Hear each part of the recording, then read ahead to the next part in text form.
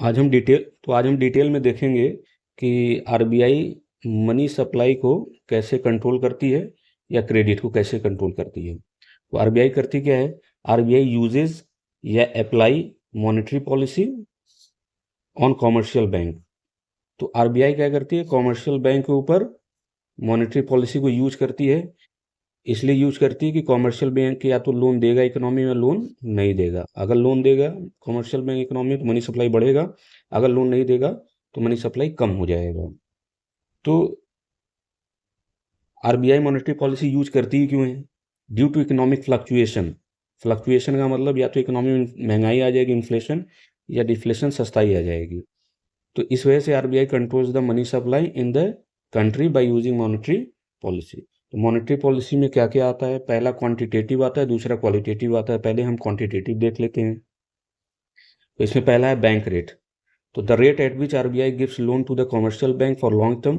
Long term के लिए जब आरबीआई लोन देती है कॉमर्शियल बैंक को, जिस रेट पे, उस रेट को क्या बोलते हैं? Bank rate.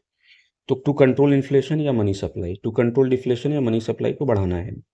तो यहाँ मनी सप्लाई को घटाना है या मनी सप्लाई को बढ़ाना है, या फिर डिफ्लेशन को कंट्रोल करना है यहाँ पे, या फिर इन्फ्लेशन को कंट्रोल करना है। अच्छा, यहाँ पे मनी सप्लाई कम क्यों करना है? आप इसको समझ लीजिए अच्छे से।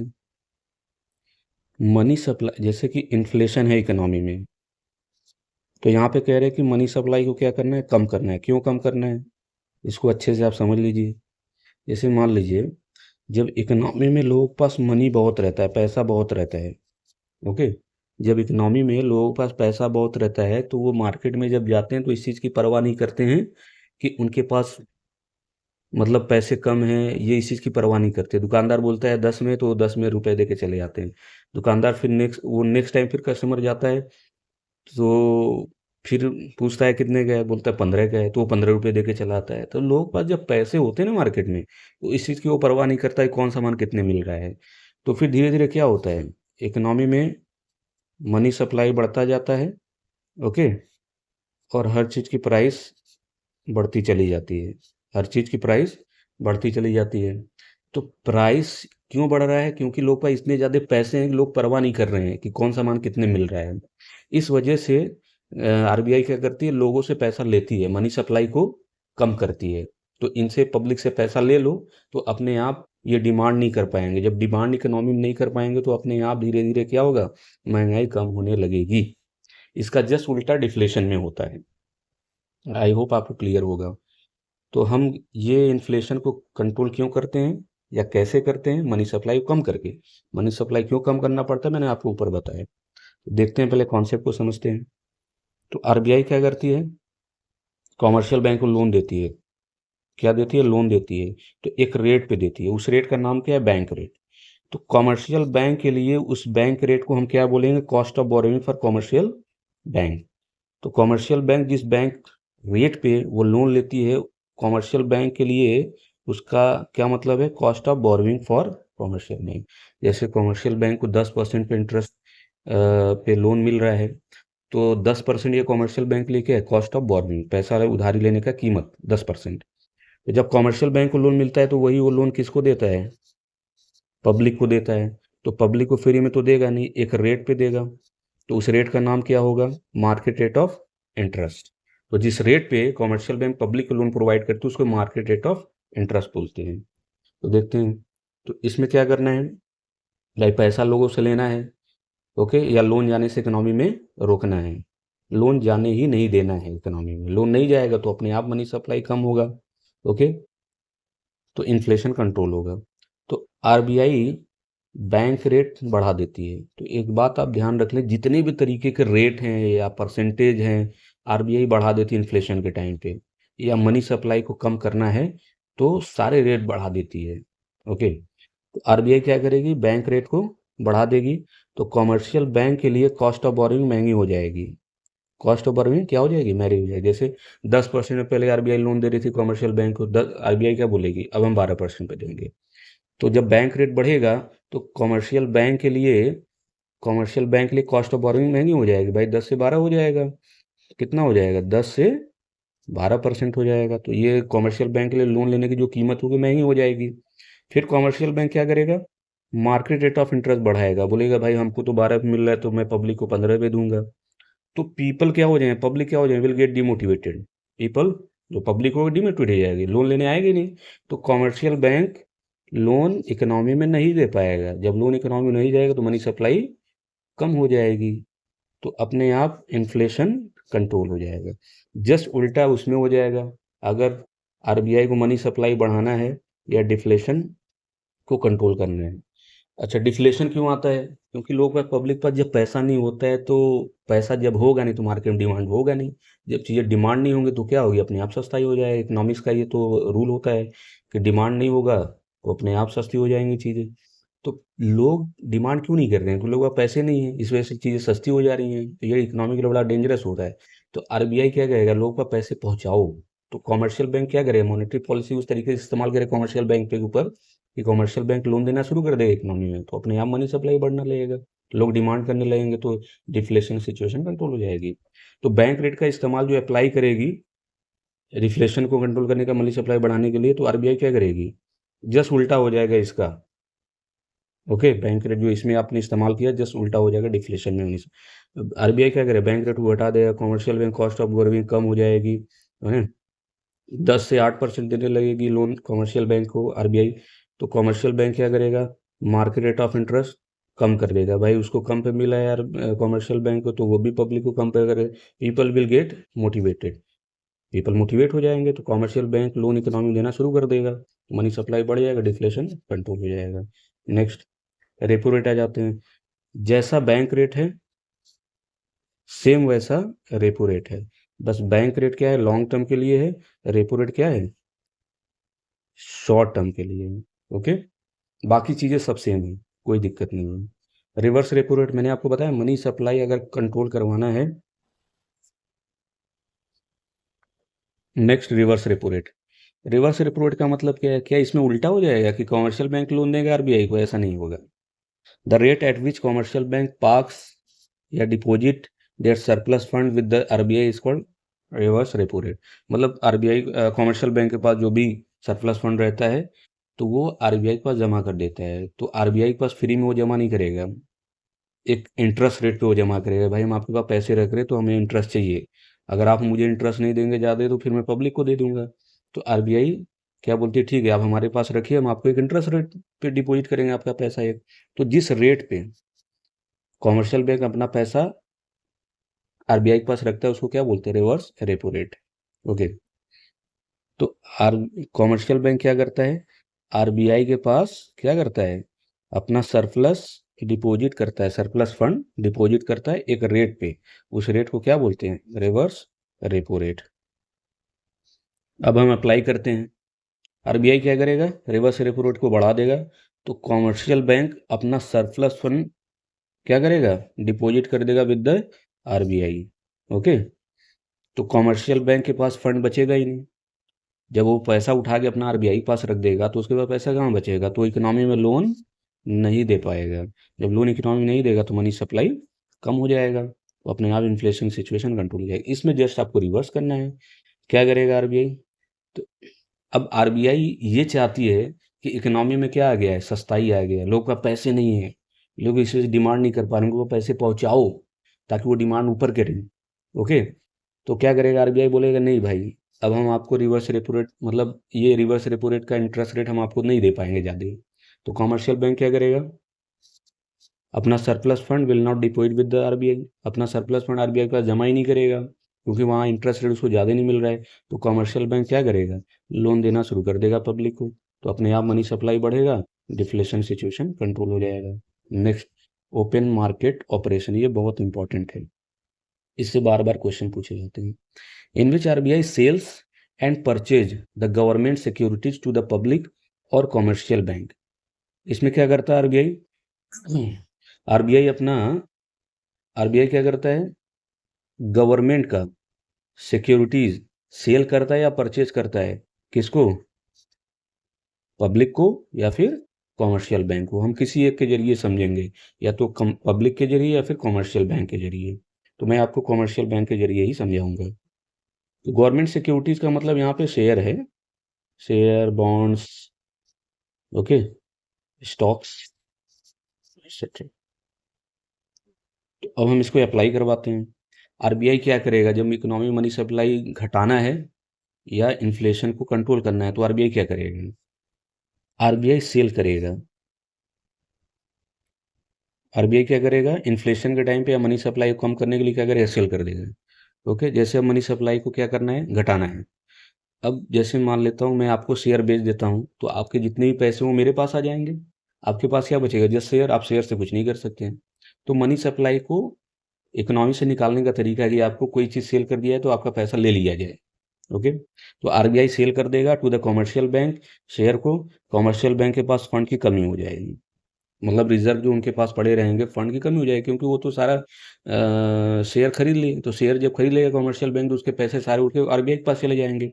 तो पैसा तो फंड की कमी पड़ जाएगी कमर्शियल बैंक के पास। तो कमर्शियल बैंक इकोनॉमी में लोन नहीं दे पाएगा, तो मनी सप्लाई कम हो जाएगी, इन्फ्लेशन सिचुएशन कंट्रोल हो जाएगी। इसमें क्या करेगा? इसमें परचेज करेगा।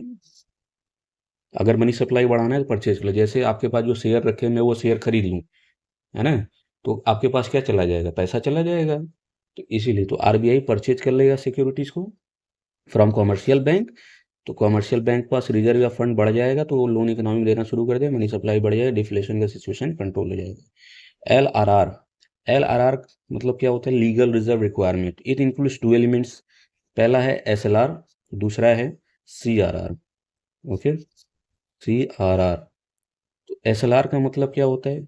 वेन कॉमर्शियल बैंक मेंटेन्स या keep some percentage of their total deposit with themselves is called SLR.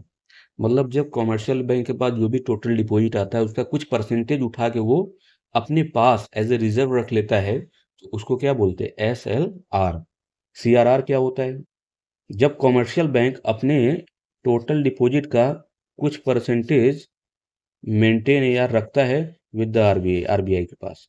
मतलब पहला वाला क्या, एसएलआर में अपने पास वो खुद रखता है टोटल डिपॉजिट का, और जब टोटल डिपॉजिट का वो आरबीआई के पास रखता है कुछ रिजर्व या पैसा, तो उसको बोलते हैं सीआरआर। ओके, तो अब ये जो एसएलआर होता है या सीआरआर होता है, चाहे एसएलआर हो चाहे सीआरआर हो, ये दोनों परसेंटेज में रहते हैं। और ये परसेंटेज कौन फिक्स करता है? Fix by RBI. तो आरबीआई क्या करेगा? परसेंटेज बढ़ाएगा या घटाएगा? तो मनी सप्लाई अगर घटाना है तो परसेंटेज बढ़ा देगा सब। ओके, मनी सप्लाई अगर बढ़ाना है तो परसेंटेज सब घटा देगा। तो यहाँ पे हमको क्या देखना है? मनी सप्लाई कम करना है या इन्फ्लेशन कंट्रोल करना है, तो आरबीआई करेगा एसएलआर और सीआरआर को बढ़ा देगा। तो कॉमर्शियल बैंक के पास रिजर्व या फंड की कमी पड़ने लगेगी। मैं आपको जस्ट एग्जांपल समझाता हूँ। मान लेते हैं 100 रुपया टोटल डिपॉजिट कॉमर्शियल बैंक के पास आता है। अब आरबीआई बोलता है क्या? आरबीआई कहता है कि आप ऐसा करिए कि एल आर आर मेंटेन करिए। एल आर आर में दोनों आ गए, एस एल आर और सी आर आर। कितना परसेंट? 10%, है ना? तो इसमें से 100 में से 10% कितना आ जाएगा? 10 रुपया। तो अब आरबीआई कॉमर्शियल बैंक के पास कितना पैसा बचा? 90 रुपये। तो 100 में से जो टोटल डिपॉजिट के नाम पे कॉमर्शियल बैंक के पास आया हुआ है, और उसमें से 10 रुपया वो एल आर आर के नाम पे कॉमर्शियल बैंक मेंटेन कर देंगे एज ए रिजर्व, है ना? कुछ उसमें से अपने पास रखेंगे, कुछ आरबीआई के पास रख देंगे। तो उनके पास कितना पैसा बचेगा? 90 रुपया। यही लोन दे पाएंगे। अब मान लेते हैं आरबीआई सोचते कि नहीं, लोगों का पैसे बहुत ज़्यादा, मनी सप्लाई ज़्यादा हो गया, उसको कंट्रोल करना होगा, कम करना होगा। तो आरबीआई क्या करेगा? एल आर आर का रेट बढ़ा देगा, बोलेगा 10 नहीं होगा, अब 20 होगा। तो 100 में से जब 20% निकालेंगे तो कितना? 20 रुपया होगा। तो अब आरबीआई के पास कितना बचेगा? 80 रुपये। मतलब रेट बढ़ते जाएंगे तो कॉमर्शियल बैंक के पास लोन देने के लिए पैसे कम होते जाएंगे। तो जब पैसे कम होते जाएंगे तो मनी सप्लाई इतना कर नहीं पाएगा। ओके, तो देखिए आरबीआई क्या करेगा? एसएलआर सीआरआर का रेट बढ़ा देगा, तो कॉमर्शियल बैंक के पास रिजर्व फंड की कमी होने लगेगी धीरे धीरे। तो कॉमर्शियल बैंक क्या करेगा? लोन इकोनॉमी में नहीं दे पाएगा, तो मनी सप्लाई कम होने लगेगा, तो इन्फ्लेशन सिचुएशन करेक्ट हो जाएगी। इसमें जैसे उल्टा हो जाएगा, सब रेट कम कर देगा। ओके, जब रेट कम करने लगेगा तो कॉमर्शियल बैंक के पास फंड की जो रिजर्व होगा वो बढ़ने लगेगा, तो कॉमर्शियल बैंक इकोनॉमी लोन देना शुरू कर देगा, मनी सप्लाई बढ़ेगा, तो डिफ्लेशन सिचुएशन कंट्रोल हो जाएगी। अब क्वालिटेटिव इंस्ट्रूमेंट में आ जाते हैं। मार्जिन रिक्वायरमेंट इसमें पहला है। क्या कह रहे हैं? Margin requirement, it is the difference between market value of collateral security and amount of loan given to the public is called margin requirement. इसका क्या मतलब है? मार्जिन रिक्वायरमेंट, जैसे आप लोन मांगने गए बैंक से कि 10 लाख मुझे लोन दे दो, तो बैंक बोलती है कि मेरे पास 15 लाख की प्रॉपर्टी की कोई वैल्यू लेकर आओ, है ना, मतलब कोई ऐसा कोलेट्रल सिक्योरिटी या कोई ऐसा प्रॉपर्टी के लेकर आओ जिसकी मार्केट के हिसाब से उसकी वैल्यू 15 लाख हो। तो बैंक ने मार्जिन कितना मांगा, 5 लाख रुपए। तो मतलब क्या है, अमाउंट ऑफ लोन जो दिया जाए कस्टमर को, तो कस्टमर को फ्री में दिया नहीं जाए, उससे बोला जाए कोई कोलेट्रल सिक्योरिटी लेकर आओ जिसकी वैल्यू मार्केट के हिसाब से कितनी, 15 लाख हो। तो मतलब कि ऐसा फ्री में तो बैंक देगा नहीं। तो यही चीज़ है, it is a difference between market value of collateral security. ये कोलेट्रल सिक्योरिटी कौन ला के देगा, जो लोन मांगने आएगा बैंक से, and amount of loan given to the public is called margin requirement. तो वही बात है, अगर मनी सप्लाई, लोगों का पैसे बहुत ज़्यादा हो गए हैं तो उसको मनी सप्लाई कम करना है, इन्फ्लेशन सिचुएशन कंट्रोल करना है, तो क्या करे आरबीआई, आरबीआई बोलेगा ना कमर्शियल बैंक से कि मार्जिन रिक्वायरमेंट बढ़ा दो, है ना, लोग इससे 5 मत मांगो, 10 मांगो, मार्जिन ज़्यादा मांगो, मतलब 15 लाख की वैल्यू मत बोलो उनसे मांगने के लिए, उनसे क्या बोलो कि 20 लाख के दो। 10 लाख अगर लोन चाहिए, तुम 20 लाख का मार्केट वैल्यू कोलेटरल सिक्योरिटी ला के दो, मार्जिन रिक्वायरमेंट बढ़ाओ। ओके, तो मनी सप्लाई को कम करवाना है तो मार्जिन रिक्वायरमेंट बढ़ाएगा, तो आरबीआई मार्जिन रिक्वायरमेंट बढ़ाएगा तो people will get demotivated, people demotivate हो जाएंगे कि मार्जिन बहुत ज़्यादा मांग रहे हैं आप 10 लाख के लोन के लिए, तो कमर्शियल बैंक इकोनॉमी में लोन नहीं दे पाएगा, मनी सप्लाई थोड़ा कम हो जाएगा और इन्फ्लेशन की सिचुएशन करेक्ट हो जाएगी। इसमें क्या करें, मार्जिन रिक्वायरमेंट कम कर देगा कि अच्छा ठीक है आपको 10 लाख का लोन चाहिए, ऐसा करिए आप सिर्फ 2 ही लाख का मार्जिन लेकर आइए, मार्जिन रिक्वायरमेंट कम करता है, पीपल विल गेट मोटिवेटेड हो जाएंगे लोग, और कमर्शियल इकोनॉमी लोन देना शुरू कर देगा, तो मनी सप्लाई बढ़ जाएगा, डिफ्लेशन सिचुएशन कंट्रोल हो जाएगी। मोरल सुएजन, इसमें करना ही गया है, जस्ट सिंपल से आपको करना है, it is the combination of persuasion and pressure. इसमें क्या करता है आरबीआई, कॉमर्शियल बैंक को या तो परसुएट का मतलब होता है मनाता है, प्रेशर का मतलब उनके ऊपर प्रेशर क्रिएट करता है ना। Applied by RBI and commercial bank to act as the RBI, मतलब जैसा आरबीआई चाहता है वैसा कॉमर्शियल बैंक करे। ओके, तो अब हम अप्लाई करवाते हैं मनी सप्लाई कम करने के लिए या मनी सप्लाई को बढ़ाने के लिए। तो आरबीआई क्या करता है, जब मनी सप्लाई इकोनॉमी में कम करवाना है, ओके, तो आरबीआई क्या करेगा, कॉमर्शियल बैंक पर प्रेशर क्रिएट करेगा कि आप इकोनॉमी में लोन मत दो, मनी सप्लाई कम करवाना है ना, ऑलरेडी लोगों का पैसा बहुत ज़्यादा है, इसलिए महंगाई बढ़ गई है, तो लोगों को पैसा मत पहुंचाओ। तो आरबीआई कॉमर्शियल बैंक के ऊपर प्रेशर क्रिएट कर देगा ऑन कॉमर्शियल बैंक, तो लोन इकोनॉमी में कॉमर्शियल बैंक नहीं दे पाएगा, तो मनी सप्लाई कम होगी, इन्फ्लेशन सिचुएशन कंट्रोल हो जाएगी। इसमें जो उल्टा हो जाएगा, आरबीआई कॉमर्शियल बैंक को क्या करती है, परसुएट करती है, मनाती है, लोगों का पैसे नहीं है आप लोन दो, तो लोन इकोनॉमी में देना शुरू कर देगा कॉमर्शियल बैंक, तो मनी सप्लाई बढ़ेगी, डिफ्लेशन सिचुएशन करेक्ट हो जाएगा। सेलेक्टिव क्रेडिट कंट्रोल क्या है, इसमें आरबीआई क्या करती है, डायरेक्शन देती है कॉमर्शियल बैंक को कि आप या तो लोन दो या लोन मत दो टू द पर्टिकुलर सेक्टर्स, मतलब आरबीआई इसमें ना डायरेक्शन देती है कॉमर्शियल बैंक को कि आपको किस सेक्टर को लोन देना, किस सेक्टर को लोन नहीं देना, सेक्टर मतलब प्राइमरी, सेकेंडरी और टर्सरी। इसको हम अप्लाई करवा लेते हैं, बहुत सिंपल सा इसमें है, आरबीआई क्रेडिट रेशनिंग, जैसे मनी सप्लाई को कम करना है तो आरबीआई क्रेडिट रेशनिंग का कॉन्सेप्ट अप्लाई कर देती है ऑन कॉमर्शियल बैंक, है ना। तो आरबीआई कॉमर्शियल बैंक से ये बोलती है कि आप क्रेडिट रेशनिंग का कॉन्सेप्ट अपना लो, रेशियो में आप लोन दो, लोन आपको जो देना है वो रेशियो में दो। अब मैं आगे आपको समझाता हूँ, to control situation of money supply.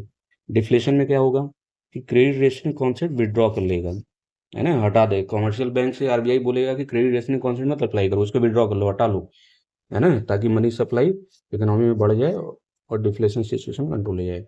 तो रेशियो का मतलब ये है, जैसे कमर्शियल बैंक को अगर 10 रुपया लोन देना है इकोनॉमी में, तो आरबीआई बोलती है क्या कि रेशियो में दो, कि 8 रुपया प्राइमरी सेक्टर को दो, सेकेंडरी टर्सरी सेक्टर को 1 रुपया दे दो, है ना। तो वहाँ पे क्या करती है डिफ्लेशन या मनी सप्लाई बढ़ाने के लिए, कि बोलती है कि 10 रुपया अगर तुम्हें लोन देना है तो ये कॉन्सेप्ट रेशियो वाला अप्लाई मत करो, जिसको जितना लोन चाहिए वो उतना दे दो, हटाओ। लास्ट टॉपिक हमारा central bank and versus commercial bank. Central bank का मीनिंग क्या है, it is commerce central bank is an apex body that controls, operate, regulate, direct the entire banking system, पूरे एंटायर बैंकिंग सिस्टम को operate, regulate, control करता है central bank, apex institution. Commercial bank क्या होता है, आपने डेफिनेशन पहले ही पढ़ा है कि ये फाइनेंशियल इंस्टीट्यूशन होता है, ये क्या होता है, फाइनेंशियल इंस्टीट्यूशन होता है, इसका काम होता है डिपॉजिट एक्सेस करना और लोगों को लोन प्रोवाइड करना with the motive of earning profit. Status क्या है सेंट्रल बैंक का, ये एपेक्स बॉडी है, it is a unit of entire banking system. जैसे कॉमर्शियल बैंक है, जैसे एग्जांपल में एसबीआई, पूरे कॉमर्शियल बैंक का एक यूनिट है एसबीआई। पीएनबी पूरे कॉमर्शियल बैंक का एक यूनिट है PNB. Just simple. Ownership central bank और ये किसके अंडर में होता है या इसका मालिक कौन होता है? सरकार होता है। और कॉमर्शियल बैंक का मालिक सरकार भी हो सकता है और प्राइवेट सेक्टर भी होता है, own by the both private as well as government sector. Issue of currency, note कौन इशू कर सकता है देश में या सिक्का? RBI. It has the power to issue currency. RBI या central bank, it does not have any such power. Commercial bank पर ऐसा कोई पावर नहीं होता है। होप मिलते हैं नेक्स्ट क्लास में।